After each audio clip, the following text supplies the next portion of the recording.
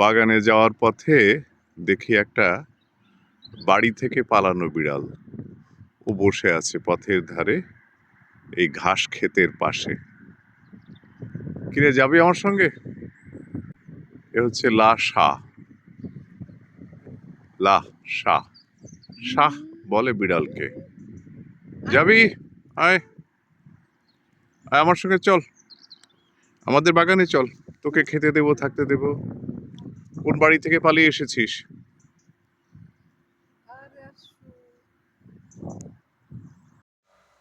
সবাইকে স্বাগত জানাচ্ছি আমাদের বাগানে। আশা করছি সবাই ভালো আছেন। প্রায় পরিষ্কার হয়ে গেছে বাগান।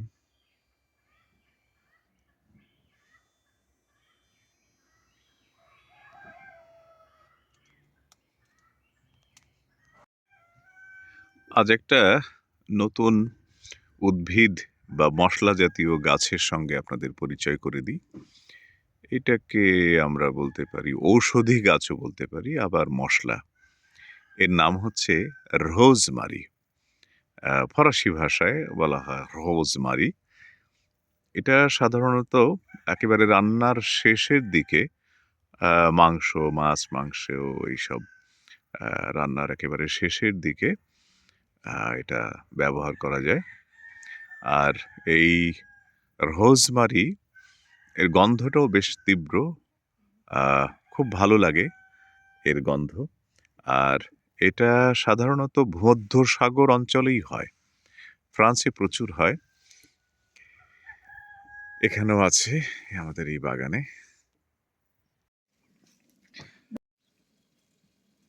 আজ আবার আমরা খিচুড়ি খাবো। হ্যাঁ, বাগানে রান্না শুরু হচ্ছে। এই চাল আর মুসুরির ডাল, না মুসুরির ডাল ধুয়ে পরিষ্কার করে রাখা হয়েছে। এখানে রয়েছে কুচনো পেঁয়াজ, কাঁচা লঙ্কা, মরিচ, ধনেপাতা, রসুন। আর এখানে মশলা রয়েছে। কি কি মশলা? এখানে হলুদ আর ধনে জিরে গুঁড়ো এগুলো রয়েছে। আর 5 ফোড়নও আছে তোমার ওই প্যাকেটের মধ্যে।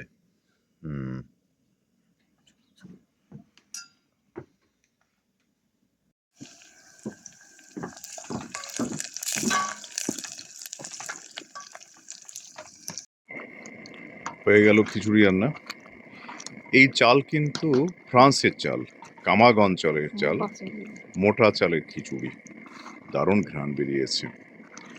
দক্ষিণ ফ্রান্সের একটা অঞ্চলের নাম হচ্ছে কামাগ। একমাত্র কামাগ অঞ্চলেই কিছু ধান হয়, খুবই অল্প ধান, এবং বলতেই হয় যে এখানে মোটা চাল সবচেয়ে বেশি দামি এবং কেমিক্যাল মুক্ত অর্গানিক চাল। বেশ মোটা চাল। আমাদের দেশে যেমন আগে একটা দিঘি ধান হতো, আমন ধান, ওরকম আর কি মোটা চাল হয়। একেবারে সমুদ্রের কাছাকাছি একটা অঞ্চল আছে, সেখানে মাঝে মাঝে আমরা যাই। ওই অঞ্চলে সাদা ঘোড়াও দেখেছি, আর দেখেছি ধান ক্ষেত। হয়ে গেল খিচুড়ি, মুসুরির ডাল দিয়ে খিচুড়ি। এরপরে হবে ডিম ভাজা। একটু অন্যরকম ডিম ভাজা হচ্ছে, একদম বাগানের ধনেপাতা, শুধু বাগানের ডিম না, ডিম কিনে এনেছি। আর হচ্ছে কাঁচা মরিচ, আর কি দিয়েছো? পেঁয়াজ,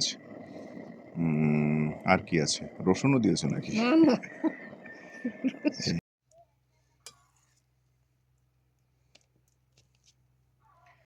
আহা, খিচুড়ি যেন ফুলের মতো ফুটে আছে।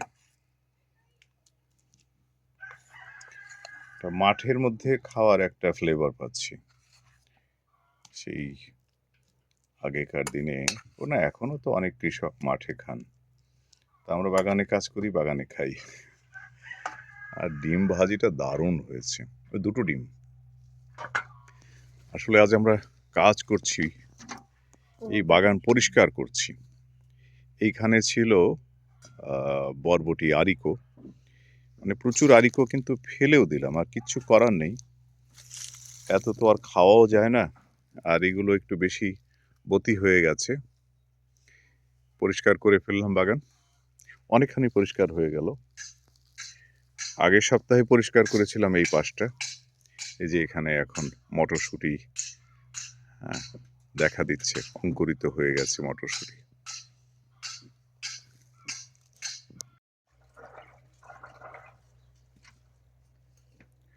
বাগানে এলেই মন ভালো হয়ে যায়।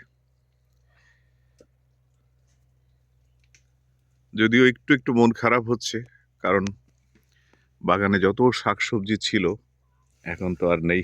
এখন ওই শায়ত আছে, এই শায়ত এর মধ্যে রান্না করে খাওয়া হয়েছে। এটা সবজি এবং এর আগে কবে যেন আমরা শায়ত খেয়েছিলাম মনে নেই। তো গতকাল রান্না হয়েছিল। এটা 2 রঙের হয়, একটা সাদা আর একটা হয় সবুজ। তো এই শায়ত মানে খাওয়ার পরে মনে হলো যেন পেঁপে ভাজিয়ে খাচ্ছি এরকম মনে হয়, আবার মনে হয় যেন বাঁধাকপি খাচ্ছি। আসলে এক সবজির মধ্যে অনেকগুলো ফ্লেভার, খুবই সুস্বাদু এবং প্রচুর পরিমাণ ভিটামিন সি এবং এও আছে এর মধ্যে। আমার মনে হয় যে এটা বাংলাদেশে প্রচুর চাষ হতে পারে এবং বাংলাদেশের আবহাওয়ায় কিন্তু এটা সারা বছরই হবে। আমাদের এখানে শায়দ খুব বেশি দিন আর হবে না।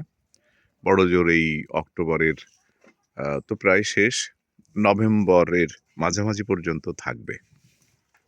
তাও এটা দক্ষিণ ফ্রান্স বলে। এবারেও খুব ইচ্ছে করছে মানে পুঁইয়ের যে ফল, এই যে ফলগুলো হচ্ছে এটা পাকলে ওই একটু হালকা ভাজা করে মানে ভাত দিয়ে মাখিয়ে খাওয়া, আহা! জানি না এই ফলগুলো পাকবে কিনা শেষ পর্যন্ত। বেশ কিছু ফল হয়েছে। আর এইদিকে তো এত ধুন্দুল হয়েছে যে ধুন্দুলের ভারে শেষ পর্যন্ত আমাদের টাংলা এই মাচান একেবারে নুয়ে পড়ল। আজ বেশ কিছু চাল কুমড়ো নেব, মনে হয় এর পরে আর চাল কুমড়ো নেওয়া যাবে না। হ্যাঁ, ধনে পাতাও তুলতে হবে। একটা গোলাপ গাছ এখানে আছে, আর তেমন কোনো ফুল নেই এখন।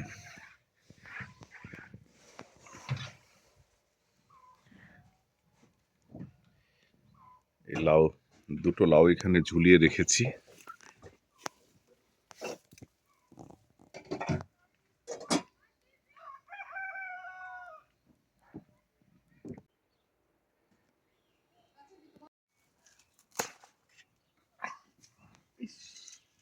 চাল কুমড়ো আজ আমরা বেশ কয়েকটা নেব, কেন নাকি?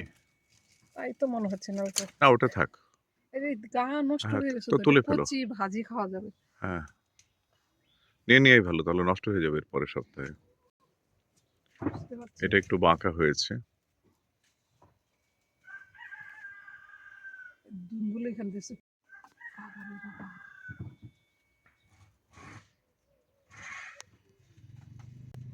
কি ব্যাপার?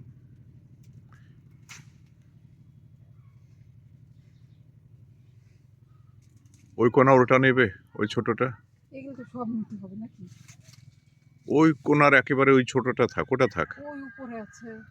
আর চালের উপরে একটা আছে, হ্যাঁ এটা নিয়ে নিতে পারো। হ্যাঁ, গোল হয়েছে এটা। হ্যাঁ, এক ঝুড়ি হয়ে গেছে। এই যে এখানে একটা খুব সুন্দর ভাজতে পারবে? চাল কুমড়ো যে বলা হয় চালের উপরে থাকে বলে, যাবে কিভাবে এখানে? এই যে ঠিক আমাদের এই বাগানেও চালের উপরে চাল কুমড়ো কয়েকটা আছে এখানে।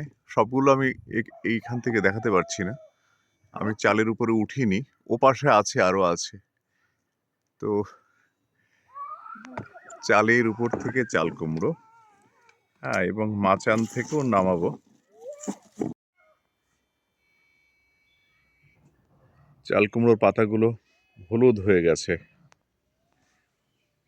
আর এই পাশে কচু বাগান, কচু বাগান, কচু ক্ষেত। কচু নষ্ট হয়ে যাচ্ছে। হ্যাঁ, কচুও খেয়ে ফেলতে হবে, কচুর পাতা, কচুর ডগা।